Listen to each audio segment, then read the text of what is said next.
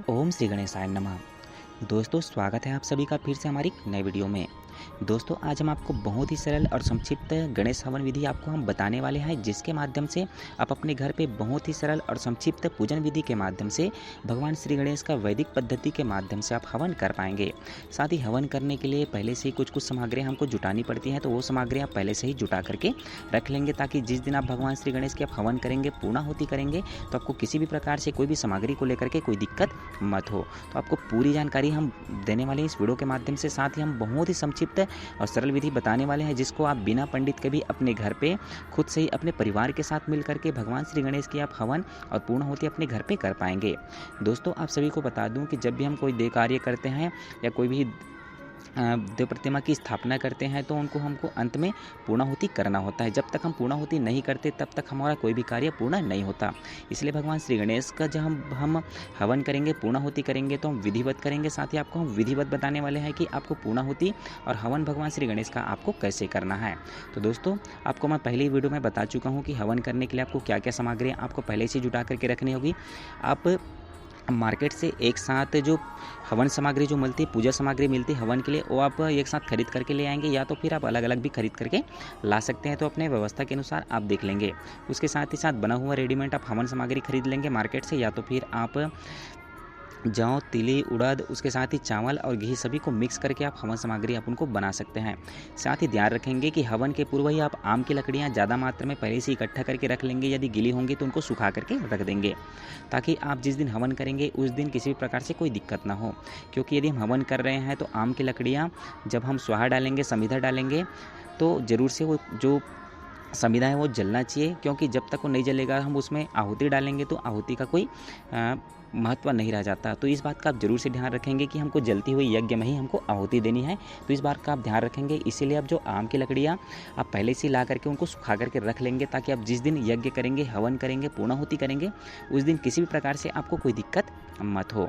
तो सभी पूजन सामग्री को आप एकत्र करके जिस स्थान पे आप हवन करने वाले होंगे, उस स्थान को आप बढ़िया से व्यवस्थित आप अच्छे से कर लेंगे।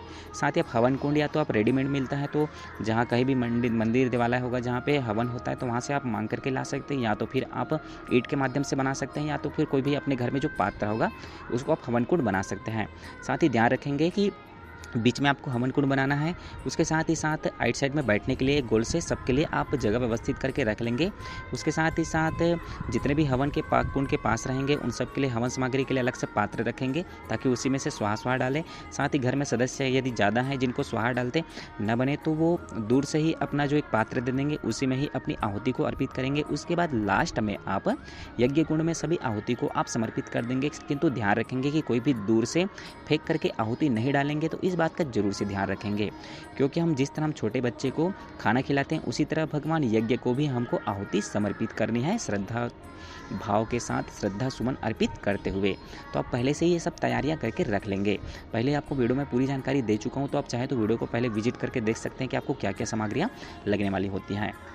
अब हवन आरंभ करने के पूर्व आप पहले जगह को व्यवस्थित कर लेंगे बढ़िया से। तो उस जगह को व्यवस्थित करने के बाद सभी जने बैठ जाएंगे। बैठने के बाद दीपक अगरबत्ती जला करके भगवान से प्रार्थना करेंगे कि जिस कामना और जिस उद्देश्य को लेकर के अपने घर पे आप भगवान श्री गणेश की स्थापना किए थे, प्राण प्रतिष्ठा किए थे, तो भगवान उसे पूर्ण करे, पूर्णता तक पहुँचाए। ऐसी प्रार्थना करते हुए आपको दीपक अगरबत्ती जला लेनी है।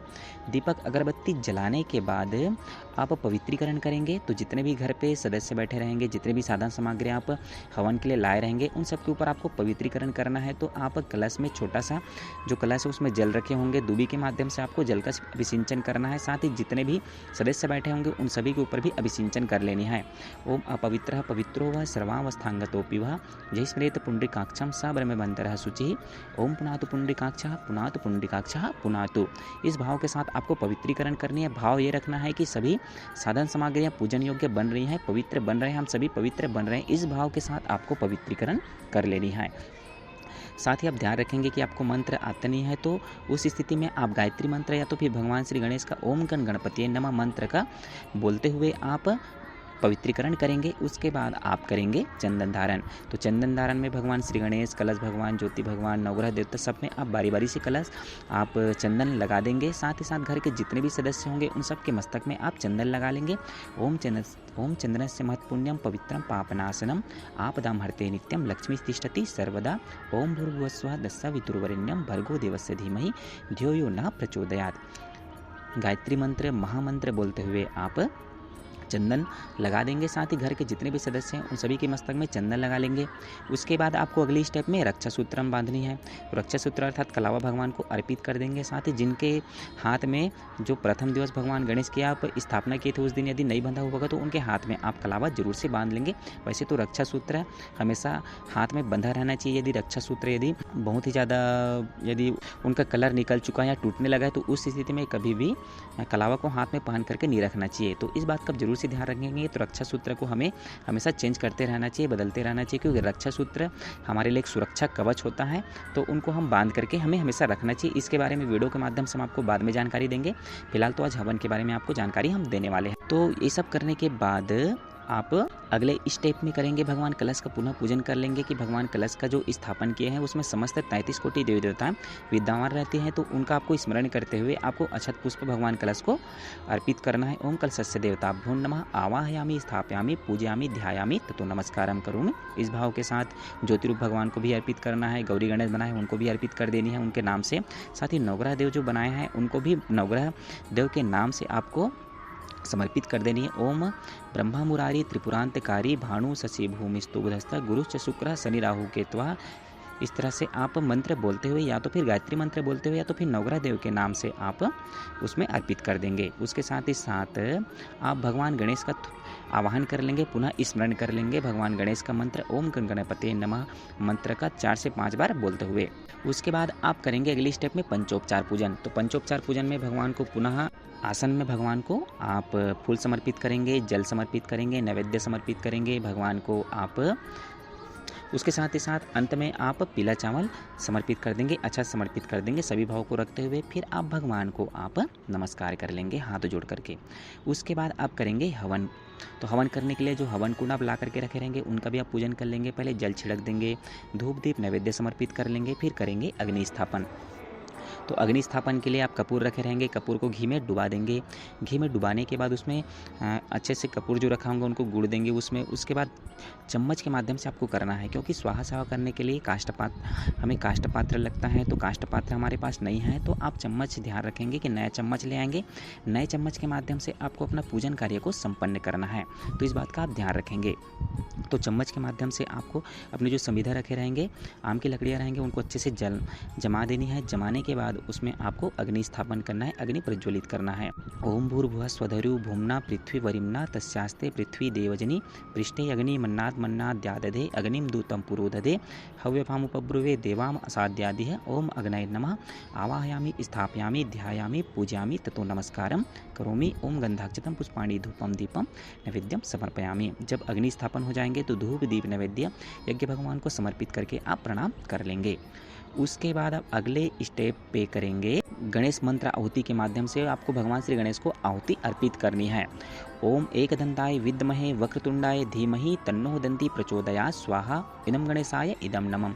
इस मंत्र के माध्यम से आप 11 बार, 21 बार, 108 बार, 51 बार अपने समय के हिसाब से आप आहुति डालेंगे। साथ ही जो मुख्य यजमान रहेंगे वो घृत की आहुति डालेंगे। कम से कम आपके पास 1 कप घी होना चाहिए, तो उसी को आपको आहुति देनी है।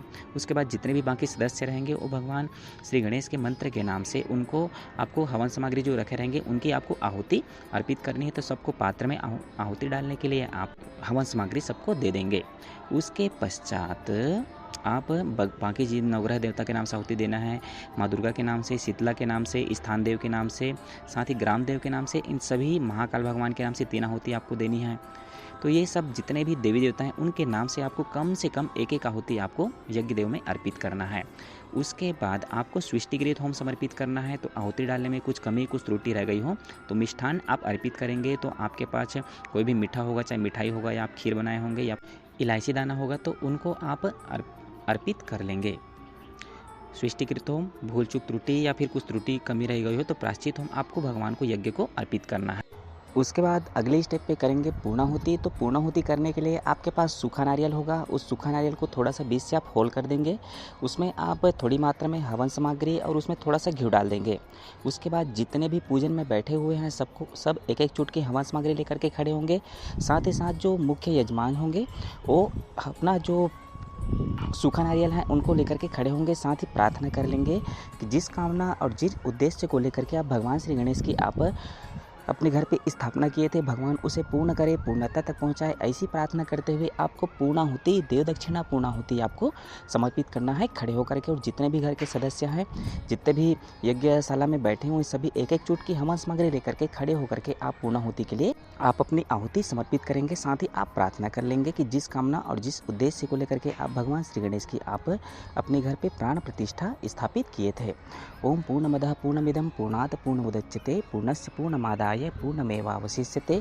ओम पूर्णाद्रवी परापते सपूर्णा पुनरापते वैष्णव विक्रीणा वह स्मूर्जाग्वं स्वाहा। ओम सर्वं वै पूर्णाग्वं स्वाहा। तो ओम भूर्भुवस्सुवः तत्सवितुर्वरेण्यं भर्गो देवस्य धीमहि धियो यो नः प्रचोदयात् स्वाहा। इस तरह से आप आहुति अर्पित कर लेंगे। उसके बाद आप भगवान श्री गणेश की आप करेंगे आरती।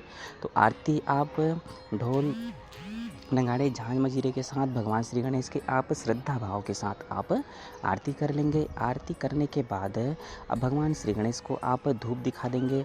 साथ ही साथ आप कपूर का धूप दिखाएंगे। साथ ही जो यज्ञ कुंड है उनका भी आप आरती कर लेंगे। आरती होने के उपरांत सबको आप 3 बार आप आरती में जल घुमा करके आप सबको आरती दिखा देंगे। उसके पश्चात आप करेंगे भगवान श्री गणेश से क्षमा याचना, अर्थात भूल चूक त्रुटि रह गई हो तो पूजन के लिए हमें क्षमा करें। इस भाव के साथ हम प्रथम दिवस भगवान गणेश की स्थापना किए। उसके साथ ही साथ 10 दिनों तक भगवान श्री गणेश की हम सुबह शाम उनकी पूजन किए, आराधन किए, सेवा किए। फिर भी त्रुटि होना स्वाभाविक है, तो भगवान हमें क्षमा करे। इस भाव के साथ आपको हाथ में पीला चावल लेकर के, हाथ में पुष्प लेकर के आपको क्षमा याचना करना है, भगवान से क्षमा मांगना है। ओम आवाहनम न जानामि नैव जानामि पूजनम विसर्जनम न जानामि क्षमस्व परमेश्वरा। इस भाव के साथ आपको क्षमा प्रार्थना करना है, क्षमा याचना करना है। फिर पीला चावल और फूल को भगवान श्री गणेश को आप समर्पित कर देंगे। उसके बाद आप करेंगे पुष्पांजलि। तो अंतिम भाव भरी विदाई भगवान श्री गणेश को देंगे। फूल के रूप में भगवान से प्रार्थना करेंगे कि ऐसा ही देव अनुग्रह हमको बार बार मिलता रहे। इस भाव के साथ आपको अंतिम भाव भरी विदाई पुष्पांजलि आप भगवान श्री गणेश को पुष्प और अक्षत आप अर्पित कर लेंगे। उसके बाद आप करेंगे शांति पाठ। तो शांति पाठ करने के लिए ध्यान रखेंगे जो मुख्य कलश जो प्रथम दिवस आप कलश स्थापन किए थे, तो उसी जल के माध्यम से आपको शांति विसिंचन करना है। भाव ये है कि उस जल के अंदर समस्त 33 कोटि देवी देवताओं की शक्ति विराजमान है, जो सूक्ष्म रूप में उस जल के अंदर सन्निहित है। तो उन्हीं जल के माध्यम से आपको घर के कोने कोने में जिस जगह पे आप भगवान श्री गणेश की आप हवन किए, उस जगह पे सभी जगह पे आपको जल का भी सिंचन करके शांति पाठ करना है। भावना करना है कि हमारे घर में देव अनुग्रह बरस रहे हैं, भगवान की आशीर्वाद हमारे घर पे बरस रही है। इस भाव के साथ आपको शांति अभिसिंचन करना है। ओम देहो शांति अंतरिक्षग्वं शांति शांतिरेव शांति सामः शांति औषधयः शांति रोषधयः शांति वनस्पतयः शांति शांतिर शांति विश्वदेवः शांति। इस भाव के साथ आपको गायत्री मंत्र बोलते हुए या आपको शांति अभिसिंचन कर लेनी है। उसके बाद आप करेंगे भगवान श्री गणेश का आप विसर्जन। साथ ही ध्यान रखेंगे कि जो शांति पाठ करने के बाद जो जल बचा होगा, तो रविवार का दिन को छोड़ करके आप भगवान सूर्यदेव जिस भी दिशा पे उदित होंगे उस दिशा की ओर मुख करके आप तुलसी माता में आप जल को अर्पित कर देंगे, या तो फिर आप कोई भी फूल या पेड़ में आप उसको डाल देंगे। साथ ही 3 बार परिक्रमा कर लेंगे। ओम यानी कानि जपा पानी ज्ञाता ज्ञाति कृतानि चा तानि सर्वाणि नश्यन्ति प्रदक्षिणायाम पदे पदे। उसके बाद करेंगे विसर्जन। तो विसर्जन करने के लिए भगवान गणेश के ऊपर अक्षत पुष्प की आप वर्षा करेंगे। साथ ही साथ घर के कोई भी एक सदस्य जो यजमान होंगे वो भगवान गणेश को उनके स्थान से थोड़ा सा हटा लेंगे। भाव ये है कि भगवान गणेश अपने धाम की ओर पुनः वापिस लौट रहे हैं। इस भाव के साथ भगवान गणेश का विसर्जन करेंगे। ओम गच्छतुम भगवन अग्ने स्वस्थाने कुंड मध्यतः हूतमादाय देवेभ्यः शीघ्रम देहि प्रसिद्ध में। गच्छ गच्छ सूर्य श्रेष्ठा स्वस्थानो परमेश्वरा यत्र ब्रह्मादयो देवः तत्र गच्छ हुतासन। ओम यान्तु देवगणाः सर्वे पूजा मादाय माम किम इष्ट काम समृद्ध्यर्थम पुनराग मनाय च। इस भाव के साथ भगवान श्री गणेश का आप विसर्जन करेंगे। उसके साथ ही साथ आप जो हवन कुंड है उनका भी विसर्जन करेंगे। तो हाथ उनको भी थोड़ा सा उनके स्थान से हटा देंगे, उनके ऊपर भी आप पीला चावल और पुष्प आप अर्पित कर देंगे। उसके बाद आप अनंत चतुर्दशी के दिन भगवान गणेश की पुनः आरती करके क्षमा याचना करते हुए आप भगवान गणेश को जल में विसर्जित कर सकते हैं।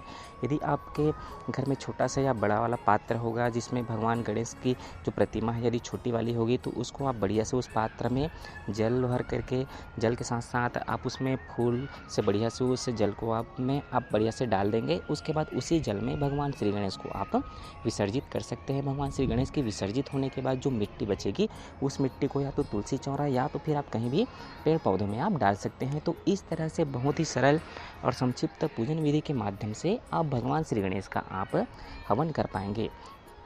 दोस्तों, हमने प्रयास किया है कि आपको हम बहुत ही सरल और संक्षिप्त पूजा विधि बताएं जिसके माध्यम से आप बिना पंडित के भी अपने घर पे वैदिक पद्धति के माध्यम से, वैदिक मंत्रों के माध्यम से आप भगवान श्री गणेश का आप हवन कर सकें। साथ ही साथ हमने जल्दी इसलिए बोला, यदि हम बहुत ही आराम से यदि हम बताते आपके तो हो सकता है कि वीडियो बहुत ही लंबा हो जाती है। हमने शॉर्ट करने का प्रयास किया, फिर भी थोड़ा सा लंबा हो चुका है। तो आप शुरू से अंत तक यदि आप वीडियो को यदि आप देखेंगे तो आप खुद से ही सेल्फ आप भगवान श्री गणेश का वैदिक पद्धति के माध्यम से बहुत ही अच्छे से अपने घर पे आप हवन कर पाएंगे। तो दोस्तों, वीडियो अच्छी लगी हो तो लाइक करके चैनल को सब्सक्राइब कर दे, साथ ही कमेंट में ओम श्री गणेशाय नमः जरूर लिखें।